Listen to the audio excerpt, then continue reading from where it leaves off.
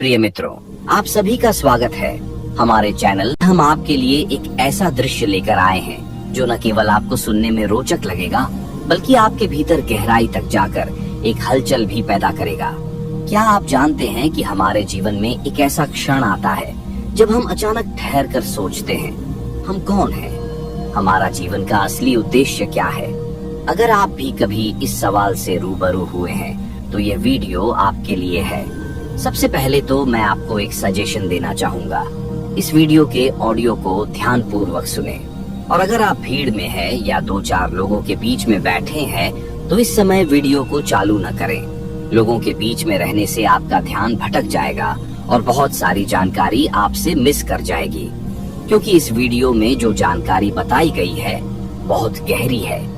इस वीडियो को आप उस समय सुने जब आप एकांत में हो, मन एकदम से शांत हो, जहाँ शोर शराबा न हो, या फिर जब आप सोने जाते हो उस समय आप बेड में लेट कर भी सुन सकते हैं। इस वीडियो में हम जीवन के उन गहरे सत्यों की बात करेंगे जिन्हें समझने की चाहत केवल कुछ ही लोगों के मन में जागती है। अगर आपके भीतर भी यह प्यास है तो यही आपकी खोज की शुरुआत है, और अगर आप अब तक इस प्यास को महसूस नहीं कर पाए हैं तो कोई बात नहीं।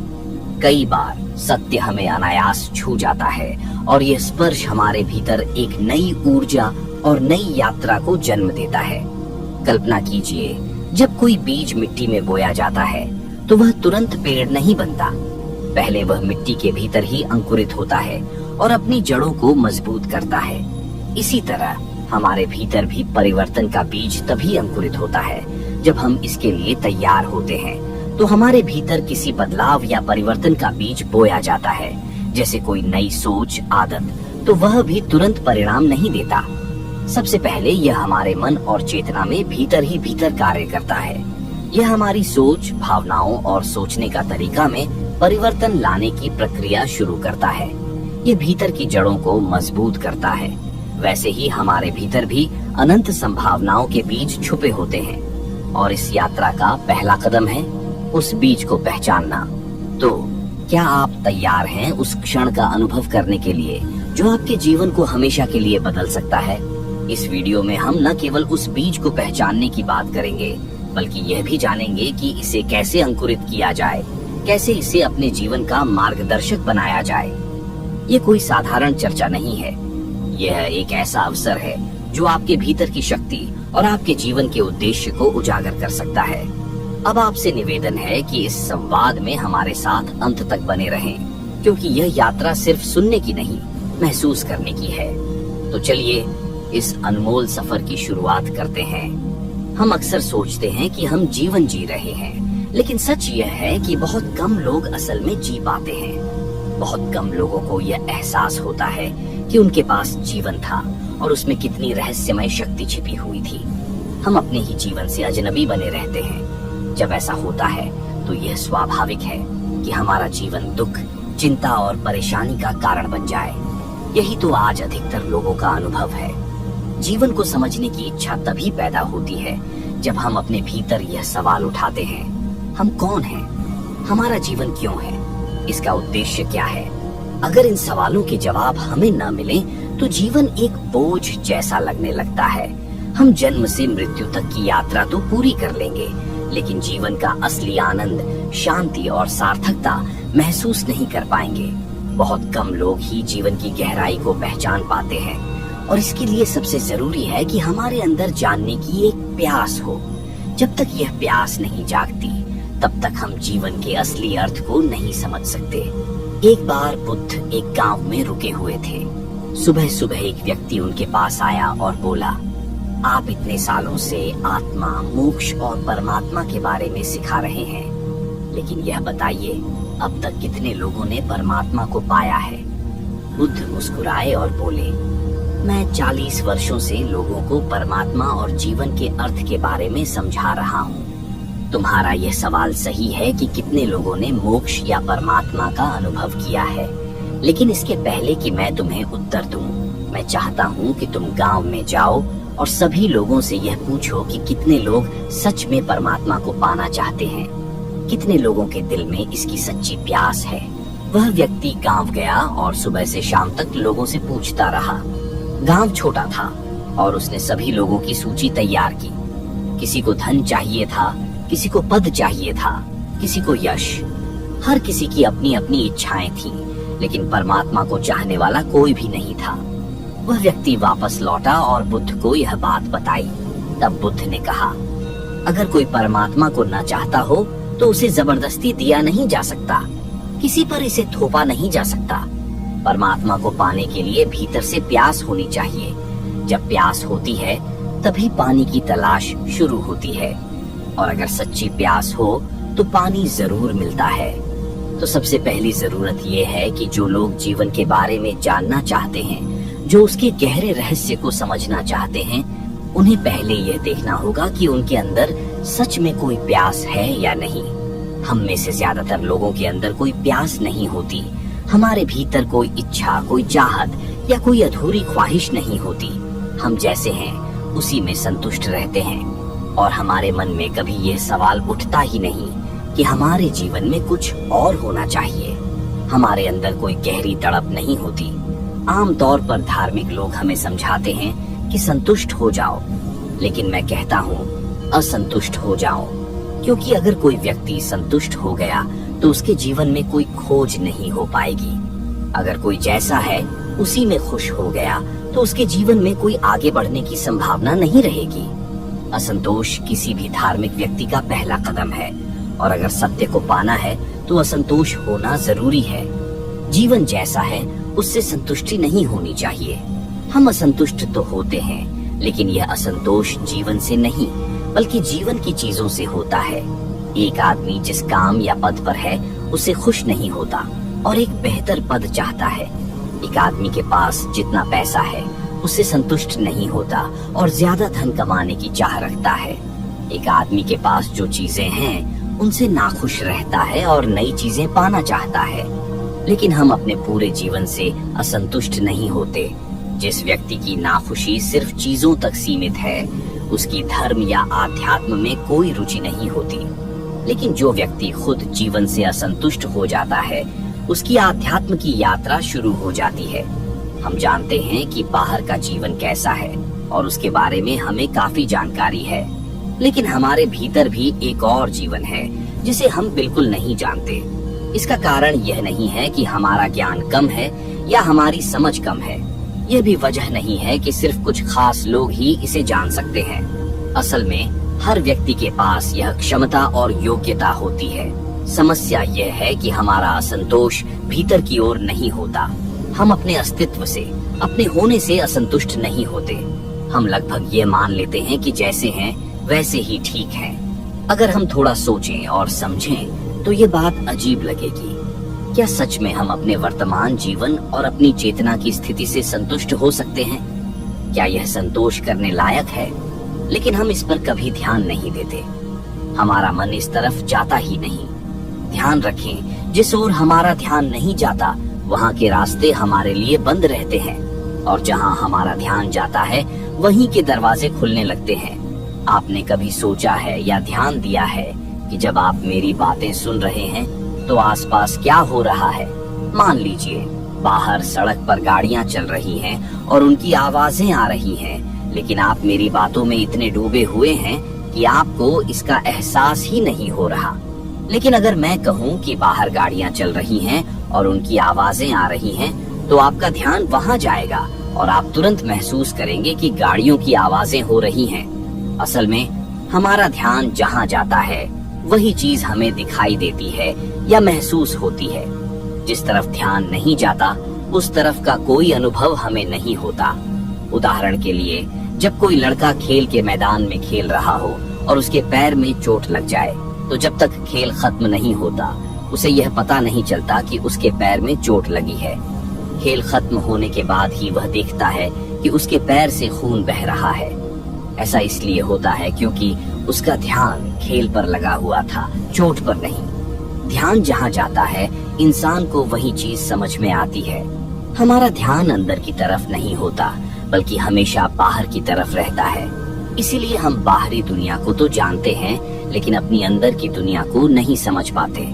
हमारा ध्यान शरीर पर केंद्रित रहता है, इसीलिए शरीर के बारे में हमें पता चलता है। लेकिन आत्मा के बारे में कोई जानकारी नहीं होती। जब लोग पूछते हैं आत्मा है या नहीं, तो इसका केवल इतना ही उत्तर है, आत्मा तो है, लेकिन हमारा ध्यान उसकी तरफ नहीं जाता। याद रखें, आपका ध्यान जिस ओर होगा केवल उसी का अनुभव हो सकेगा। जिस ओर ध्यान नहीं है उसकी जानकारी होना संभव नहीं है। हमारा ध्यान अंदर की तरफ नहीं जाता क्योंकि वह पूरी तरह बाहर की चीजों में उलझा रहता है। एक चीज से ध्यान हटता है तो दूसरी चीज उसे घेर लेती है, दूसरी से हटता है तो तीसरी आ जाती है। इस तरह हमें कभी यह मौका ही नहीं मिलता कि हम ध्यान को अंदर की ओर ले जाएं। इसका मुख्य कारण यह है कि बाहर की चीजों के प्रति हमारी असंतुष्टि इतनी ज्यादा है कि यह अंदर की तरफ ध्यान जाने ही नहीं देती। लेकिन अगर जीवन के प्रति गहरी असंतुष्टि हो तो ध्यान की दिशा अंदर की ओर मुड़ने लगती है। कैसे यह होगा, इसका क्या तरीका होगा, इस पर हम इन 4 दिनों में बात करेंगे। कैसे ध्यान भीतर की ओर जाए और हम अपनी असली पहचान को महसूस कर सकें, क्योंकि जो असली पहचान है वही सच्चाई है। और जो खुद को पहचान लेता है वह परमात्मा को भी पहचान लेता है, क्योंकि असल में अपने अंदर, अपनी जड़ों में जो मैं हूँ वही यह पूरा संसार भी है। सारी कोशिश, सारी साधना और सारे धर्म का एक ही मकसद है कि हमारे ध्यान का रुख, जो हमारी चेतना है, वह बाहर की तरफ न जाकर भीतर की ओर कैसे मोड़ा जाए। इसका यह मतलब नहीं है कि हम बाहर की दुनिया को बिल्कुल ही नजरअंदाज कर दें। इसका यह मतलब भी नहीं है कि हम बाहर की तरफ से ध्यान को इस तरह खींच लें कि बाहर की दुनिया में हमारे लिए कुछ भी मायने न रखे। इसका मतलब बस इतना है कि अगर हम बाहर के जीवन से कुछ पल का विराम ले लें, थोड़ा सा ठहराव ले लें और अपनी चेतना को भीतर की ओर मोड़ने में सक्षम हो जाएं, तो हमें एक अद्भुत जीवन स्रोत का अनुभव होगा। हम उस सच्चाई को जान सकेंगे जो हमारे अंदर हर पल मौजूद है। वही सच्चाई हमारे अंदर तब थी जब हम बच्चे थे, वही सच्चाई तब भी थी जब हम जवान हुए, और वही सच्चाई तब भी होगी जब हम बूढ़े होंगे। और अगर हम उसे जान लें तो हमें समझ आएगा कि वह सच्चाई हमारे जन्म से पहले भी थी और हमारी मृत्यु के बाद भी रहेगी। उसे जाने बिना जीवन की खोज में कभी भी कोई असली अर्थ नहीं मिला है और न कभी मिल सकता है। ध्यान भीतर कैसे ले जाया जा सकता है? ध्यान को भीतर ले जाने की जरूरत तभी महसूस होती है जब यह समझ आ जाए कि जैसा हमारा जीवन अभी है वह पूरी तरह संतोषजनक नहीं है। एक बार क्राइस्ट के पास एक युवक जिसका नाम निकोडेमस था रात को मिलने आया। उसने कहा, मैं परमात्मा को जानना चाहता हूँ।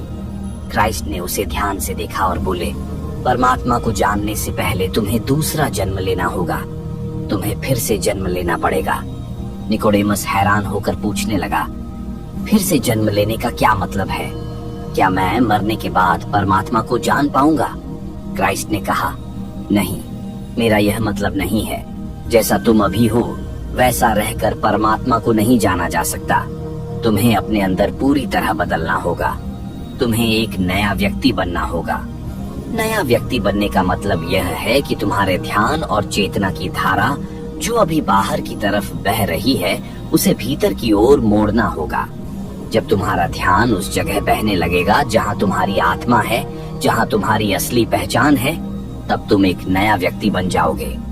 इसके लिए प्यास जरूरी है। ये प्यास कोई और नहीं दे सकता। पानी दिया जा सकता है, लेकिन प्यास जगाना किसी के बस में नहीं है। अगर प्यास न हो तो पानी का कोई मूल्य नहीं। चाहे आपके सामने पूरा सागर ही क्यों न हो, प्यास न होने पर वह भी बेकार है। हमारे इस जीवन में बुद्ध, महावीर, क्राइस्ट, कृष्ण, राम और मोहम्मद जैसे अनेक महान आत्माएं जन्मी। वे कई लोगों के करीब से गुजरे, लेकिन केवल वे ही लोग उनके ज्ञान को पहचान सके जिनके भीतर प्यास थी। जिनके भीतर प्यास नहीं थी वे उनके करीब रहकर भी अनजान ही रह गए। पानी हमेशा हर जगह है, लेकिन प्यास हर किसी के अंदर नहीं होती, और यह प्यास कोई और आपके अंदर नहीं जगा सकता। इसे आपको खुद ही जागृत करना होगा। लेकिन सवाल यह है कि अगर प्यास है ही नहीं तो इसे पैदा कैसे किया जाए? प्यास तभी उत्पन्न होती है जब आप किसी गहरी पीड़ा या तकलीफ का अनुभव करते हैं। जीवन में पीड़ा और दुख बहुत है, लेकिन हम अक्सर इनसे बचने या इन्हें भुलाने के उपाय ढूंढते रहते हैं।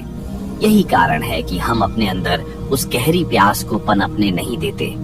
अगर आपके पड़ोस में कोई व्यक्ति मर जाए, हमारे आसपास रोज कोई न कोई मरता है, तो क्या यह विचार कभी आपके मन में आता है कि एक दिन मैं भी मरूंगा? अगर ऐसा विचार आपके भीतर नहीं आता, तो आपके अंदर कभी सच्ची प्यास नहीं जागेगी। जो कुछ आप रोज अपने आसपास देखते हैं, अगर आप उसे सचमुच ध्यान से देखें, तो आपके अंदर जीवन को समझने, जानने और जीने की गहरी चाहत जागेगी। एक फकीर बायजीत के पास किसी ने जाकर पूछा, आपकी नजर परमात्मा की ओर कैसे उठी? उन्होंने उत्तर दिया, जब मैंने जीवन में दुख को देखा तो मेरी नजर अपने आप परमात्मा की ओर उठ गई। लेकिन हम में से ज्यादातर लोग जीवन के दुख को देख नहीं पाते। हम दुख से घिरे हुए हैं, फिर भी वह हमें दिखाई नहीं देता, और जब कभी वह दिखाई देता भी है तो हम उसे अनदेखा करने के तरीके ढूंढने लगते हैं। एक मेरे मित्र हैं जिनका जवान बेटा गुजर गया। वे मेरे पास आए और मुझसे पूछा, क्या पुनर्जन्म होता है? मैंने उनसे पूछा, आप ऐसा क्यों पूछ रहे हैं? वे बोले, मेरा जवान बेटा गुजर गया है, मैं जानना चाहता हूँ कि क्या पुनर्जन्म सच में होता है।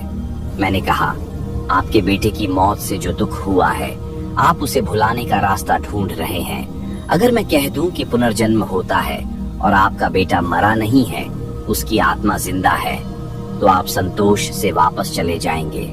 लेकिन यह आपके उस दुख को झुठलाने की कोशिश होगी जो उसकी मौत से आपको हुआ है। फिर वे एक साधु के पास गए। उस साधु ने कहा, चिंता मत करो, तुम्हारे बेटे का जन्म स्वर्ग में हुआ है। वे ये सुनकर बहुत संतुष्ट होकर लौट आए। मैंने उनसे कहा, मौत आपके लिए एक मौका थी। इस दुख में आप जाग सकते थे और जीवन को समझने की एक गहरी प्यास पैदा हो सकती थी, लेकिन आपने उस मौके को खो दिया।